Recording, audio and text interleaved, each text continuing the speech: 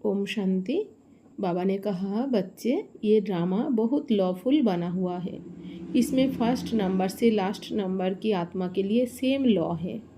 বাবা বলছেন, বাচ্চারা এই ড্রামা ন্যায়কারী বানানোই রয়েছে। অর্থাৎ এই ড্রামা কর্ম ওরিয়েন্টেড, কর্মভিত্তিক। যে যেরকম কর্ম করবে সেই অনুযায়ী এখানে ফল। আর এই ড্রামাতে যা কিছু হচ্ছে একদম সঠিক হচ্ছে, কোথাও কোনো ভুল হচ্ছেই না। अर्थात ये ड्रामा न्यायकारी कल्याणकारी। तो इसमें फर्स्ट नम्बर से अर्थात ये ड्रामाते प्रथम नम्बर थेके लास्ट नम्बरेर आत्मार जोन्नो एक ही नियम, प्रत्येक आत्मार जोन्नो एक ही नियम। बस सभी आत्माएं अपनी अपनी शक्ति अनुसार अपना पार्ट प्ले करती है और उसी अकॉर्डिंग परम धाम में भी अपनी अपनी सीट ग्रहण करती है। इसी कारण सभी आत्माएं अंत के समय खुश और संतुष्ट हो घर जाती है। तो बाबा बोलছেন যে সমস্ত আত্মারা নিজের নিজের শক্তি অনুসারে পার্ট প্লে করছে এই ড্রামাতে, আর পরমধামেও সেই অনুযায়ী আত্মারা গিয়ে সিট গ্রহণ করে। যার যার যে যেরকম পাঠ করছে সেই অনুযায়ী সেই আত্মারা পরমধামে গিয়ে যার যার সিট গ্রহণ করে। আর এই কারণেই সমস্ত আত্মারা অন্ত সময়ে অর্থাৎ অন্তিম সময় অবধি খুশি থাকে এবং সন্তুষ্ট থাকে, আর যে যার নিজে ঘরে চলে যায় অর্থাৎ পরমধামে চলে যায়। बस बाप का काम तो सभी आत्माओं का कल्याण करना है, अर्थात उनके दुख हर उन्हें शांति और खुश देना है। तो बाबार কাজ হলো কি সমস্ত আত্মাদের কল্যাণ করা, অর্থাৎ সমস্ত আত্মাদের দুঃখ হরণ করে তাদেরকে সুখ শান্তি দেওয়া। देखो जैसे स्थूल में भी बल्ब होते हैं, उनकी अपनी अपनी वोल्टेज होती है।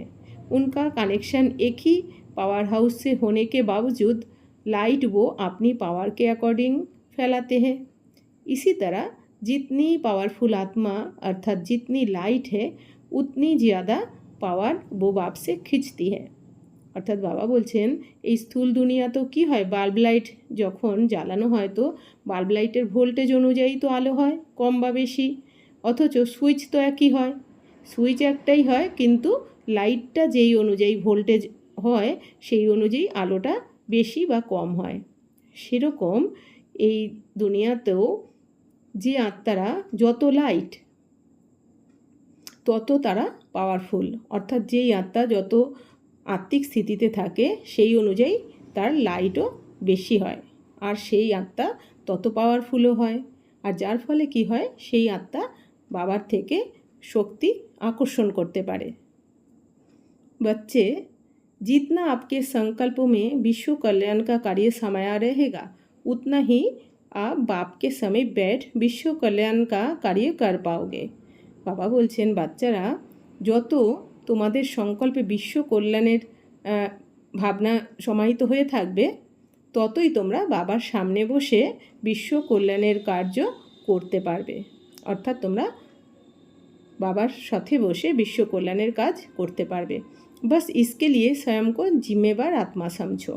देखो स्थूल में भी जिस कार्य की जिम्मेवारी समझते हो उसके लिए दिन रात एक कर देते हो।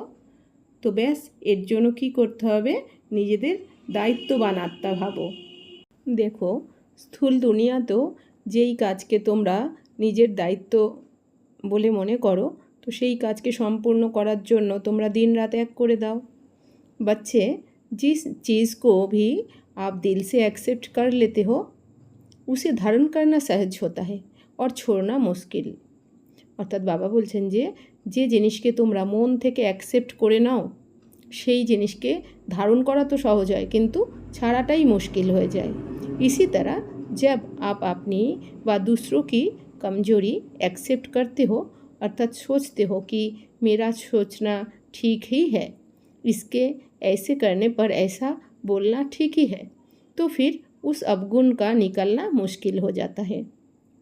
ঠিক সেই রকমভাবেই বাবা বলছেন যে তোমরা যখন অন্যের কমজোরিকে অ্যাকসেপ্ট করে নাও, অবগুণকে অ্যাকসেপ্ট করে নাও, তখন তোমরা কি ভাবতে থাকো যে এ তো এরকমই, তো এর সম্বন্ধে তো এটা ভাবাই তো ঠিক, এ তো এরকমই করেছে তাই এর সম্বন্ধে তো এরকমই বলা উচিত।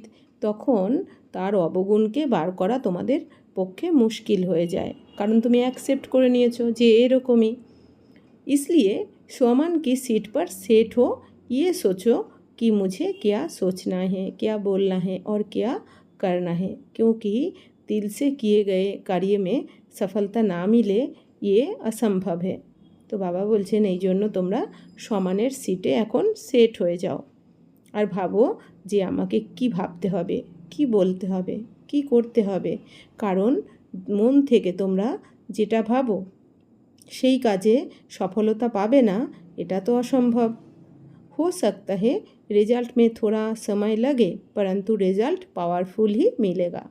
তো হতে পারে রেজাল্ট পেতে তোমার একটু সময় লাগবে, কিন্তু তুমি যে ফলটা পাবে, যে রেজাল্টটা পাবে, সেটা তুমি पावरफुली पावे।